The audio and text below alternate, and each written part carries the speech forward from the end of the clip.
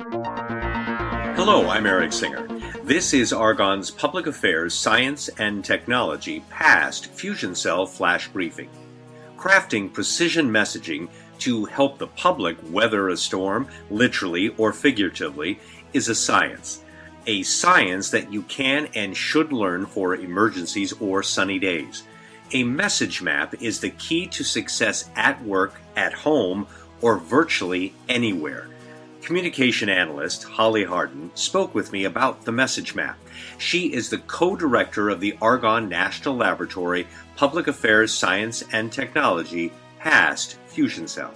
Holly, how did you come up with the message map and describe what it is? So a message map is really based on risk and crisis communication research by Dr. Vincent Cavello. And a message map is ultimately a roadmap for displaying detailed, organized responses to anticipated questions or concerns. Gaps in message maps often provide early warnings of message incompleteness, so we can really use message maps, which is a science-based discipline, to increase knowledge and understanding, increase trust and credibility, and create informed and appropriate beliefs, decisions, and behaviors through those that we're communicating with. But ultimately, message maps really set us up for success to avoid communication regret. Let's talk about the science behind the message map for creation. Can you discuss that a little? Absolutely. There is truly a science to communication, and that's part of our mission within Argonne's Public Affairs Science and Technology Fusion Cell. And based on years of research in risk and crisis communication, we've seen that during high stress, high concern, emotionally charged times, that people have a diminished ability to process information. So message maps are built on the concept of the rule of three. Ultimately, we can process up to 3 bits of information during these times of high stress, high concern.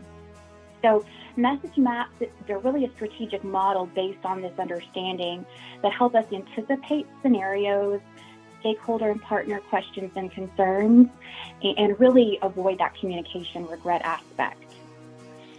You talked about the success of using a message map for, it could be a news conference, it could be a media briefing, it could be an interview. Couldn't it be virtually for any kind of discussion? It really could be. And again, it's that science of communication and the way that we're wired as human beings, the way that the human brain is wired. So really a great way to effectively and quickly relay your messages in an efficient manner, not only for times of high stress, high concern, but also, let's say, if you're in a public meeting, even if you're in a meeting with your boss or your colleagues, it's a really great way to set up your key messages. Now, one thing that's important to note, though, is that during times of high stress and high concern, that the rules of communication really are changed. So, for instance, Eric, when we're in our sunny days or our non-crisis times, we process information in a linear manner. So, for example, we process the first message first, the second message second, the third message third. However, in those high stress, high concern times, we process information in a different manner. It's called primacy versus relevancy. So we process that first message first, and then we typically lose the second message, but we remember the third message. So during those times of high stress, high concern, based again on the science of communication, you should really lay out your most important message first and your second most important message as your third or your last message. And that second message can be sort of the least important message within that group of 3. And underneath that group of 3, if we're describing that message map, it would sort of be like 3 headlines and then 3 bullet points underneath it, correct? Under each headline. That's correct. So when you're creating your message map, you really want to think about putting the main theme or the area of concern as sort of your headline. And then you would have your 3 key messages, and you could have 1 key message, 2 key messages, just no more than 3. And then you would have supporting facts under each of those 1, 2, or 3 key messages. And the way that it's set up is really important in the way that you know what you want to talk about and you know what you don't want to talk about. So for instance, if you are being interviewed by the media, or let's say even a colleague, or during a job interview, if you get asked a question that you don't want to answer or that you're not prepared to answer, you can always go back to your 3 key messages. So we use another method called bridging or transitioning. So for instance, if you know that you don't want to answer a certain question and you're kind of compelled to pull out that no comment card, the best thing to do is to use a transition or a bridging statement to go back to one of your 3 key messages.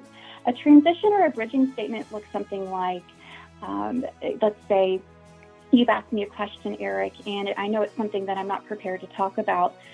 I could use a statement such as, well, Eric, what we really need to focus on right now is, and then I would go back to one of my 3 key messages.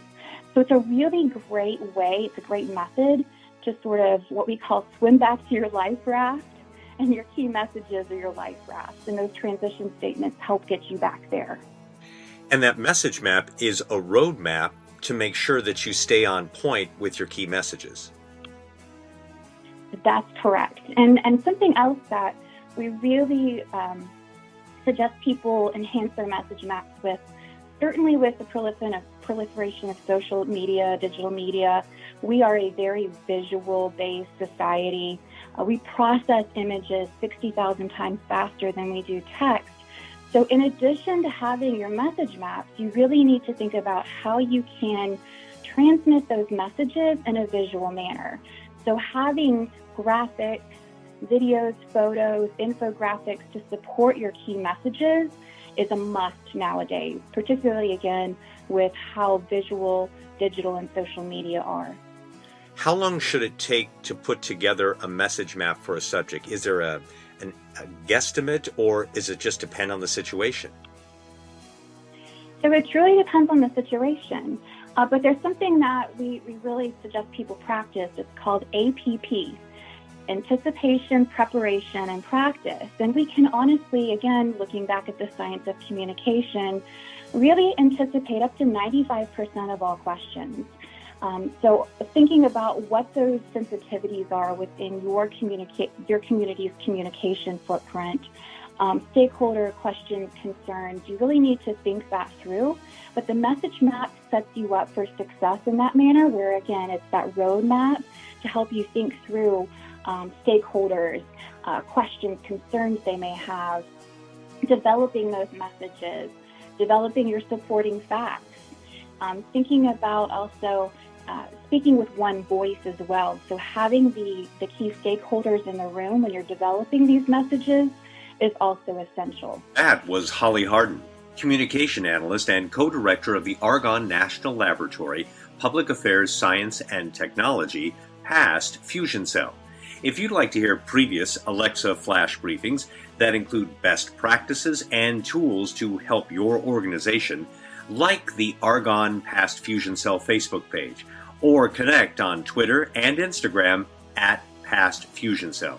You can also check out the Past Fusion Cell's online toolkit for useful templates and information.